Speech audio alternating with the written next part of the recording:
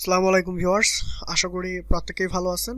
তো এসইওর যে আমরা একটা কোর্স স্টার্ট করেছি তার সেকেন্ড পার্টে আমরা চলে আসছি। তো আজকে আমরা কথা বলবো টাইটেল এবং ট্যাগ নিয়ে। একটা ওয়েবসাইট হোক বা আপনার তৈরি করা একটা ভিডিও হোক, যেটাই হোক না কেন, আমরা সবচেয়ে গুরুত্ব বেশি দেই টাইটেল এবং ট্যাগের উপরে। আচ্ছা, ট্যাগ কাকে বলে বা টাইটেল কাকে বলে?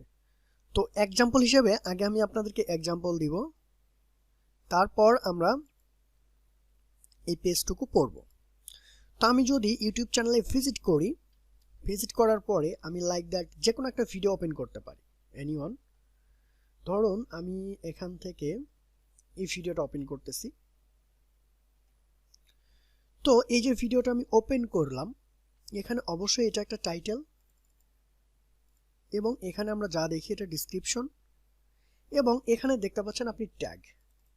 এই যে এই ভিডিওটা কি নামে ডাকলে সার্চ লিস্টে আসবে, ধরুন আমি আপনাকে দিয়ে যদি এক্সাম্পল দিই, আপনার একটা নির্দিষ্ট নাম আছে,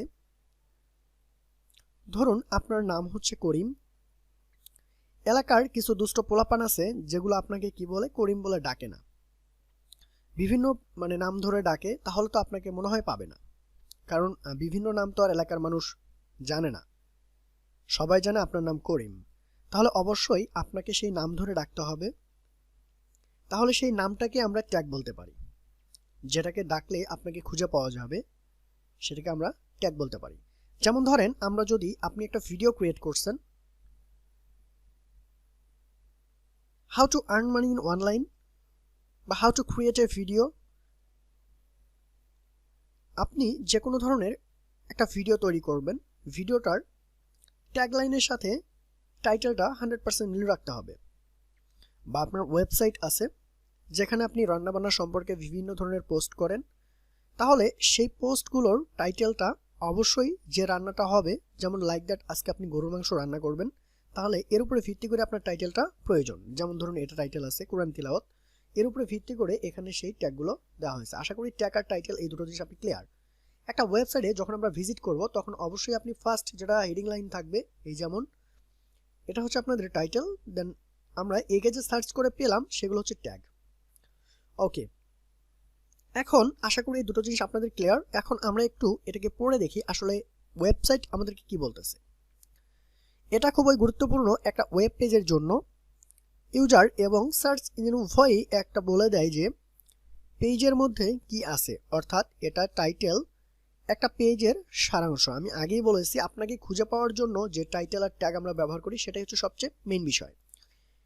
আপনার পেজের টাইটেল হতে হবে এমন যাতে এটা আপনার সাইটের আর অন্য কোনো পেজের টাইটেলের সাথে মিলে না যায়, অর্থাৎ ইউনিক হতে হবে। আমি তো বলছি আপনার নাম একটাই থাকতে হবে, যে পোস্টটা আপনি করবেন সেই পোস্ট টাইটেলটা একটাই হতে হবে। ওকে, সার্চ রেজাল্ট যখন আরও ব্রাউজারে দেখেনি তখন পেজ টাইটেল সবার আগে প্রথম লাইনে থাকে, যেমন এখানে দেওয়া হয়েছে পেজের টাইটেলটা প্রথম লাইনে থাকবে। ওকে, ইউজার যে কিওয়ার্ড দিয়ে সার্চ করবে সেই কিওয়ার্ডটি যদি সার্চ রেজাল্টে বোল্ড করে দেখায় তার আবার পুনরায় পেজ টাইটেলটি, তাহলে আপনার সাইটের ট্রাফিক বহুগুণ বেড়ে যাবে। যেমন এই টাইপের যদি দেখায়, পেজের টাইটেল সবসময় এমন দিবেন যেটার সাথে পেজের কন্টেন্টের খুব মিল আছে। খুব বড় টাইটেল দেওয়া উচিত নয়, যাতে অনেক অপ্রয়োজনীয় অংশ টাইটেলে চলে আসে, যার খুব বড় টাইটেল হলে গুগল এর সম্পূর্ণ নয় বরং কিছু অংশ দেখায়। সবচেয়ে ভালো আপনার পেজের টাইটেল হবে ছোট, প্রাসঙ্গিক এবং তথ্যবহুল। আমি আপনাকেই বলেছি আপনার নাম ধরুন করিম, আপনাকে করিম নাম ডাকলেই আপনাকে পাওয়া যাবে। যদি বলে যে এই বাবার নাম, এর মায়ের নাম, এর নাম, এই হচ্ছে করিম, একে কি পাওয়া যাবে? তাহলে অনেকটা গুগল আপনাকে ধরবে না, এগুলো বাবার নাম মার নাম এগুলো ধরবে না, গুগল ধরবে আপনার নাম করিম। তাহলে পোস্টটা আপনার যেই টাইপ হবে সেই টাইপের আমরা কি করব, চেষ্টা করব মেটা ট্যাগ আমরা হচ্ছে টাইটেল এবং ট্যাগ দেওয়ার চেষ্টা করব। তো আশা করি আপনি যদি এই কনসেপ্টটুকু ক্লিয়ার হন, তাহলে আমরা নেক্সট টিউটোরিয়ালে আবার কথা বলবো মেটা ট্যাগ নিয়ে, সেই মেটা ট্যাগটা কি জিনিস। তো thank you so much watching this full tutorial. Next টিউটোরিয়ালে আবার দেখা হচ্ছে।